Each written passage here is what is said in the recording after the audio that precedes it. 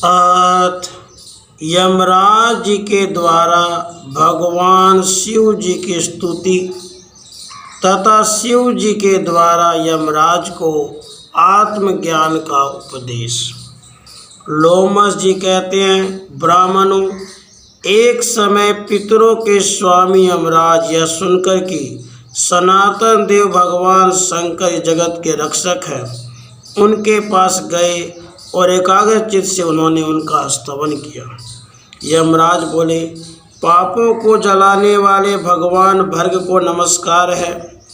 देवताओं के पालक प्रकाश स्वरूप महादेव को नमस्कार है। मृत्यु पर विजय पाने वाले जटाजुटधारी रुद्रदेव को नमस्कार है, जिनके कंठ में नील चिन्ह सुशोभित होता है, जो पाप तापों का नाश करने वाले हैं। सर्वव्यापी आकाश, जिनका एक अव्यय मात्र है, जो सबको अपना ग्रास बनाने वाले काल है, काल के भी स्वामी हैं, काल ही जिनका स्वरूप है, उन भगवान शिव को नमस्कार है। देव देवेश्वर, आप सबका कल्याण करने वाले हैं। कोई बड़ी भारी तपस्या करे तभी आप उस पर प्रसन्न होते हैं। लोक पितामह ब्रह्मा जी भी पुण्य आत्मा मनुष्यों पर उनके उत्तम कर्मों से ही संतुष्ट होते हैं। इसी प्रकार वेदों द्वारा जानने योग्य सनातन देव भगवान विष्णु भी अनेक प्रकार के यज्ञों तथा उपवास व्रतों से प्रसन्न होकर मनुष्यों को केवल भक्ति भाव प्रदान करते हैं, जिससे वे मोक्ष को प्राप्त हो सके। दुर्गा जी भी आराधना से संतुष्ट होने पर लौकिक भोग और स्वर्ग आदि संपत्तियां देती हैं। भगवान सूर्य अपने उपासक को आयु और आरोग्य प्रदान करते हैं।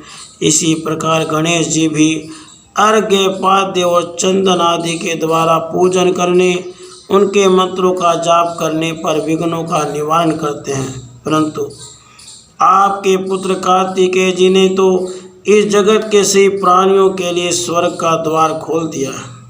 इनके दर्शन मात्र से सब लोग, वे पापी ही क्यों न हो, एकमात्र स्वर्ग के अधिकारी हो जाते हैं। यह महान आश्चर्य की बात है।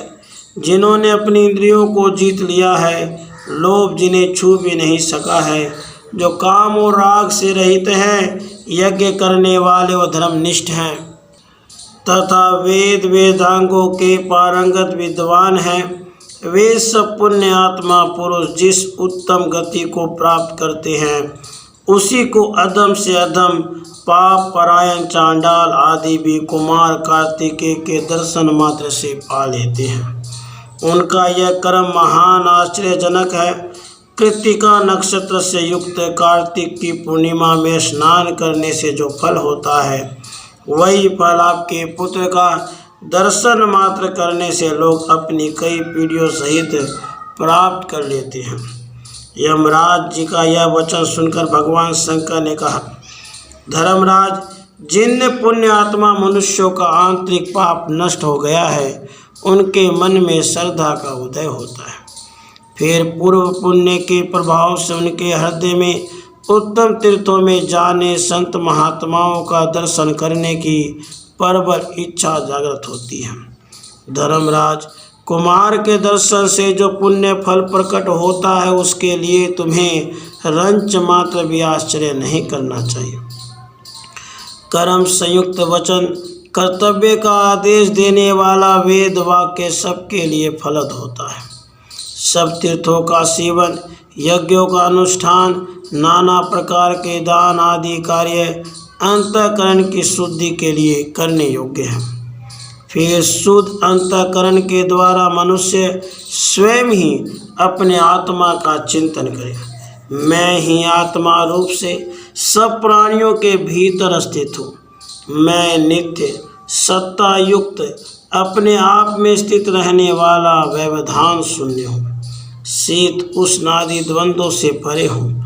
मुझ में किसी प्रकार का विकल्प नहीं है। मैं आत्मनिष्ठ, नित्य युक्त और निरीह हूँ। कुटस्थ अर्थात निश्चल, कल्पित भेदों और विवादों से दूर रहने वाला, ज्ञान गम्य, अनंत, स्वतंत्र तथा स्वयं प्रकाश प्रभु। वेद वेता विद्वान इसे ही ज्ञान कहते हैं। वे सर्वत्र आत्मदृष्टि रखते हैं, सर्वातीत भावगम्य तत्व को जानकर ज्ञानी पुरुष समता युक्त बुद्धि से व्यवहार करते हैं और केवल बोध स्वरूप अपने आत्मा को भूल जाने के कारण सब जीव समूह संसार बंधन में बंधे हुए देखे जाते हैं।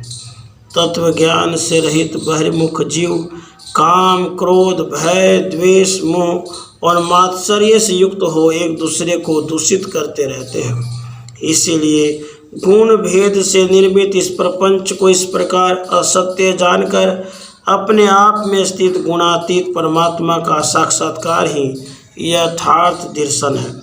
जहाँ भेद भी अभेद को, राग भी वैराग्य को और क्रोध भी क्रोधाभाव को प्राप्त होता है, वही मेरा परम धाम है। उसका वर्णन करता हूँ, सुनो। शब्द वाक इंद्रियकार होने का अनित्य है जैसे घट, अतः वह उस परमार्थ वस्तु को प्रकाशित नहीं कर सकता। शब्द वह है जिससे प्रवृत्ति पदार्थ धर्म के लिए प्रेरणा मिलती है। प्रवृत्ति और निवृत्ति संपूर्ण द्वंद्व जिसमें विलीन हो जाते हैं, वही शाश्वत पद माना गया है।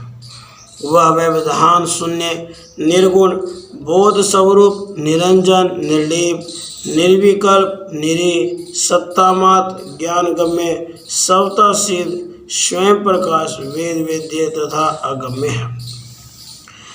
प्रेतराज, जिसकी जड़ अनादिकाल से चली आ रही है, माया के कारण जिसको विचार में लाना भी कठिन है, उस माया में संसार से ऊपर उठकर तथा माया का सर्वदा परित्याग करके जो ममता और आसक्ति से रहित हो गए हैं, वे विकल्प शून्य नित्य पद को प्राप्त होते हैं। संसार कल्पना मूलक है, यह कल्पना ही नित्य की भांति प्रतीत होती है। जिन्होंने इस कल्पना को त्याग दिया है, वे परम पद को प्राप्त होते हैं। जैसे सीपी में चांदी की प्रतीति, सर्प में रस्सी की प्रतीति, सूर्य की किरणों में जल की प्रतीति मिथ्या है, उसी प्रकार नित्य परमात्मा में अनित्य संसार की प्रतीति भी मिथ्या ही है। आत्मा एक है, उसे जान लेने पर मनुष्य ममता और अहंकार से रहित हो जाता है। ऐसे आत्मज्ञानी पुरुषों को बंधन कहाँ से प्राप्त हो सकता है? क्या कभी आकाश में फूल होना संभव है? ज्ञानी का संसार बंधन वैसा ही असत्य है जैसे खरगोश के सिंह का होना। इसलिए अब इस विषय में बहुत सी व्यर्थ बातें कहने से कोई लाभ नहीं है। विद्वान, जितेंद्रिय तथा वीतराग ज्ञानी पुरुष ममता का परित्याग करके परम पद को प्राप्त करने की अभिलाषा रखते हैं। जिन्होंने ममत्व को त्याग दिया है, लोभ और मोह को दूर कर दिया है, वे काम क्रोध से हीन मानव परम पद को प्राप्त होते हैं। जब तक मन में काम क्रोध लोभ राग और द्वेष डेरा डाले रहते हैं, तभी तक केवल शब्द मात्र का बोध रखने वाले विद्वान परम सिद्धि अर्थात मुक्ति को नहीं प्राप्त होते हैं। यमराज, जिनके सब पाप दूर हो गए हैं, वे समस्त ऋषि मुनि ज्ञान का प्रवचन करने वाले तथा ज्ञान अभ्यास के अनुकूल बर्ताव करने वाले हैं, तथापि ज्ञान वेता नहीं है। ज्ञान ज्ञेय तथा ज्ञान गम्य वस्तु को जानकर ही मनुष्य ज्ञानी कहलाता है।